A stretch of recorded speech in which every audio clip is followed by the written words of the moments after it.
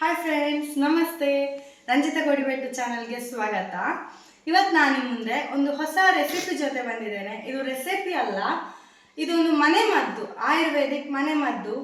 ಈಗಿನ ಥಂಡ್ ವೆದರ್ ಅಂದರೆ ಈಗೆಲ್ಲ ಚಳಿ ಅಲ್ಲ, ವೆದರ್ ಸರಿ ಇಲ್ಲ, ನಿಮಗೆ ಗೊತ್ತುಂಟು. ಈಗ ಚಳಿಗಾಲ, ಕೆಲವೊಮ್ಮೆ ಮಳೆಯೂ ಬರ್ತದೆ, ಕೆಲವೊಮ್ಮೆ ಜೋರು ಬಿಸಿಲಿರುತ್ತೆ, ಕೆಲವೊಮ್ಮೆ ತುಂಬ ತಣ್ಣಗೆ. ಈಗ ಮಕ್ಕಳಿಗೆ ಅಂತಲ್ಲ, ನಮ್ಮಂಥ ದೊಡ್ಡವರಿಗೆ ಕೂಡ ಈಗ ಸರಿ ಇಲ್ಲ. ನನಗೆ ಕೂಡ ಸ್ವಲ್ಪ ಕೆಮ್ಮು, ಶೀತ, ಜ್ವರ ಎಲ್ಲ ಉಂಟು.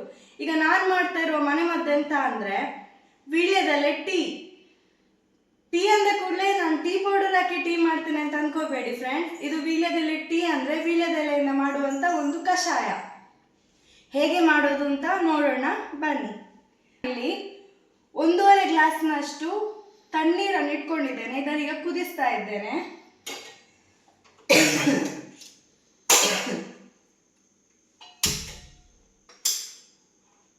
ಅಷ್ಟೊತ್ತಿಗೆ ನಾನು ಎಂತೆಲ್ಲ ಸಾಮಾನನ್ನು ತಗೊಂಡಿದ್ದೇನೆ ಅಂತ ತೋರಿಸ್ತೇನೆ.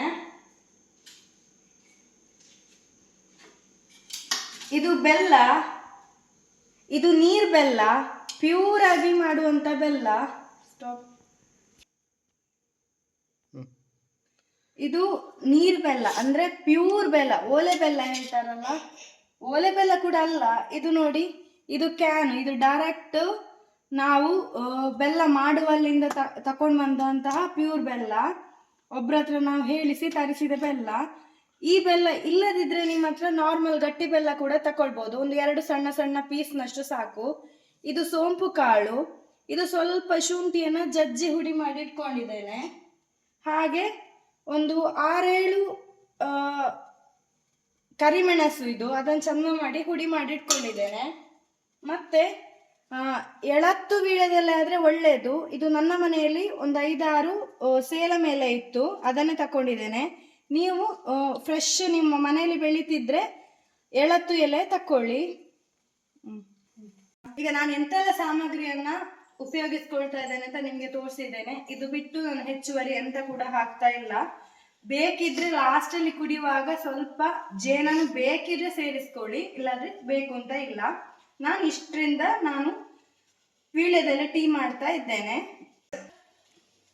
ಇವಾಗ ನೀವು ನೋಡ್ತಾ ಇರ್ಬೋದು, ಇದನ್ನು ನಾನು ಚೆಂದ ಮಾಡಿ ತೊಳೆದಿಟ್ಕೊಂಡಿದ್ದೇನೆ.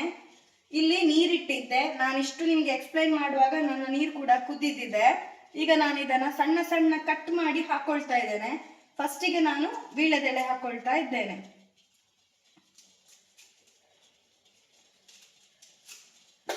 ಇದರಲ್ಲಿ ನಾನೊಂದು 4-5 ವೀಳ್ಯದೆಲೆ ತಕೊಂಡಿದ್ದೇನೆ. ತುಂಬಾ ಎಲೆ ಬೇಕು ಅಂತ ಇಲ್ಲ, ಸ್ವಲ್ಪ ಎಲೆ ಸಾಕಾಗ್ತದೆ.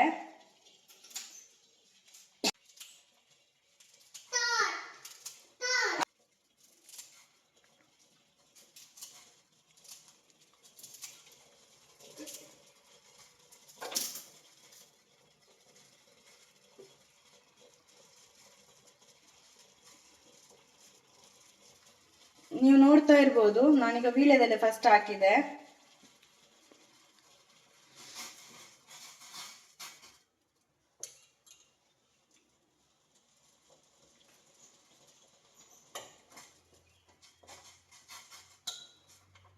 ಇದು ಸ್ವಲ್ಪ ಇದರಲ್ಲೇ ಬೇಯಬೇಕು.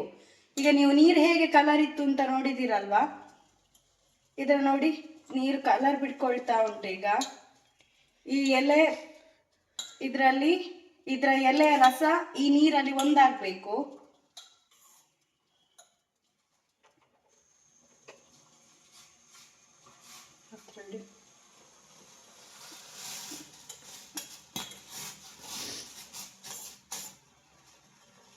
ಈಗ ನಾನು ಈ ಸೋಂಪು ಕಾಳನ್ನು ಕೂಡ ಹಾಕೊಳ್ತಾ ಇದ್ದೇನೆ. ಸೋಂಪು ಕಾಳು ನಿದ್ರೆಗೆಲ್ಲ ತುಂಬ ಒಳ್ಳೆಯದು. ಎಲ್ಲದಕ್ಕೂ ಅದರದ್ದೇ ಆದ ಒಳ್ಳೆ ಗುಣಗಳಿವೆ. ಶುಂಠಿ ಜೀರ್ಣಕ್ರಿಯೆಗೆ ಒಳ್ಳೆಯದು. ನಾನಿಲ್ಲಿ 1.5 ಚಮಚದಷ್ಟು ಸೋಂಪು ಕಾಳನ್ನು ಕೂಡ ಇಟ್ಕೊಂಡಿದ್ದೇನೆ. ಸೋಂಪು ಕಾಳು ಅಂದರೆ ಬಡೆ ಸೊಪ್ಪು. ಒಂದು 4-5 ವೀಳ್ಯದೆಲೆ ತಕೊಂಡಿದ್ದೇನೆ ಫ್ರೆಂಡ್ಸ್. ಈಗ ಇದು ಚಂದವಾಗಿ ಕುದೀತಾ ಇದೆ. ಇವಾಗ ನಾನು ಈ ಶುಂಠಿಯನ್ನು ಕೂಡ ಹಾಕೊಳ್ತಾ ಇದ್ದೇನೆ. ಶುಂಠಿಯು ಹಾಕೊಂಡೆ, ಕಾಳು ಮೆಣಸಿನ ಹುಡಿ ಕೂಡ ಹಾಕೊಂಡೆ.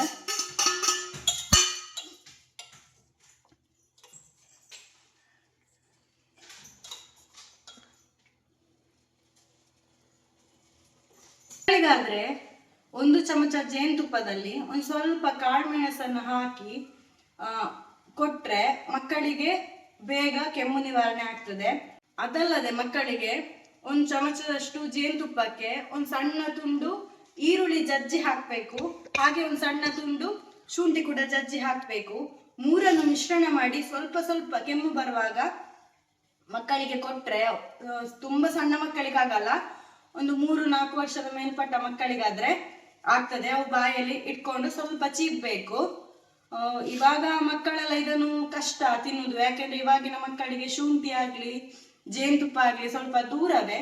ಶುಂಠಿ ಓಕೆ ಅನ್ನುವವರಿಗೆ ಆ ಮಕ್ಕಳಿಗೆ ಇಂಥ ಮೆಡಿಸಿನನ್ನು, ಹೋಮ್ ಮೆಡಿಸಿನನ್ನು ಕೊಡ್ಬೋದು. ಫೈನಲ್ ಆಗಿ ಬೆಲ್ಲ ಆ್ಯಡ್ ಮಾಡ್ಕೊಳ್ತಾ ಇದ್ದೇನೆ. ಇದು ಬೆಳಗ್ಗೆ ಕುಡಿಬೇಕು ಸಂಜೆ ಕುಡಿಬೇಕು ಅಂತ ಇಲ್ಲ, ದಿನಕ್ಕೆ 1 ಸಲ ಕುಡಿದ್ರೆ ಸಾಕು. ಯಾಕೆಂದರೆ ಕಾಳುಮೆಣಸು ಸ್ವಲ್ಪ ಹೀಟ್ ಜಾಸ್ತಿ, ಹಾಗಾಗಿ ಉಷ್ಣದ ದೇಹ ಇರುವವರು ಈ ಕಷಾಯವನ್ನು ಸ್ವಲ್ಪ ಸ್ವಲ್ಪವೇ ಕುಡಿದ್ರೆ ಸಾಕು, ತುಂಬವಾಗಿ ಕುಡಿಲಿಕ್ಕೆ ಹೋಗಬೇಡಿ.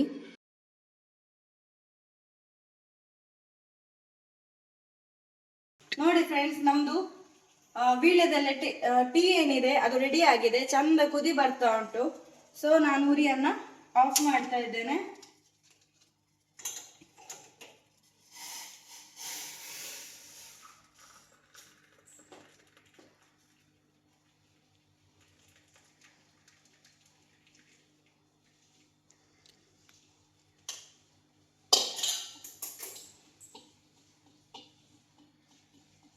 ನಮ್ಮದು ವೀಳ್ಯದೆಲೆದು ಟೀ ರೆಡಿ.